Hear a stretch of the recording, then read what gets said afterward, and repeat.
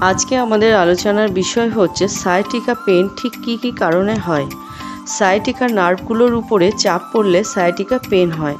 Sciatica নার্ভটি L4 থেকে শুরু হয়ে হ্যামস্ট্রিং হয়ে একেবারে কাফ মাসেল পর্যন্ত নেমে যায়। সায়াটিকার নার্ভ কম্প্রেসড হয়ে গেলে কিন্তু সায়াটিকা পেন আসে। এখানে একটা কথা বলাই ভালো, পেশেন্ট এই সায়াটিকা পেন এক এক রকমভাবে ফিল করেন। কোনো পেশেন্ট বলেন ঝিনঝিন করে ব্যথা হচ্ছে, কেউ বলেন অবশ হয়ে আছে, কেউ বলেন ছুঁচ ফোটানোর পরে যেরকম পেন হয় সেরকম পেন ফিল করছি। এখানে পেশেন্ট হাঁটার পরে কিন্তু একটু বেটার ফিল করেন।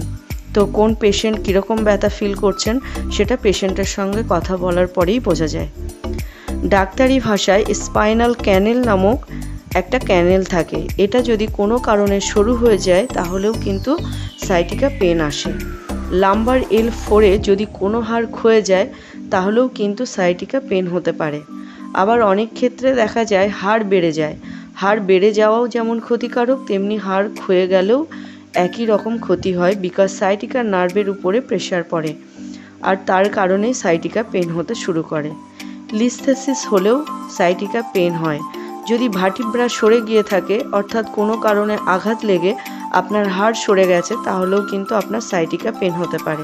মাসেল যদি টাইট হয়ে যায় বা স্টিফ হয়ে যায় তাহলেও কিন্তু সেক্ষেত্রে সায়াটিকা পেন হতে পারে, কারণ নার্ভের উপরে প্রচণ্ড প্রেশার পড়ে। উইকনেস হলেও সায়াটিকা পেন হতে পারে। অনেক ক্ষেত্রে দেখা যাচ্ছে যে পেশেন্ট যখন পেন শুরু হয় তখন মেডিসিন খাওয়া শুরু করেন। মেডিসিন খেলে কি হয়, পেনটাকে চেপে রাখা হয়। যখন আপনি মেডিসিন খাচ্ছেন তখন ভালো থাকছেন, মেডিসিন ছেড়ে দেওয়ার পরে আবার আপনি একই রকম পেন ফিল করছেন। তো এরকম যদি আপনি করতে থাকেন তাহলে আপনার সুস্থ হওয়ার সম্ভাবনা কিন্তু কম আছে। আপনাকে কি করতে হবে, কোনো এক্সপার্টের কাছে যেতে হবে, গিয়ে কারণটাকে আগে রিলিজ করতে হবে, তাহলেই আপনি সুস্থ হতে পারবেন।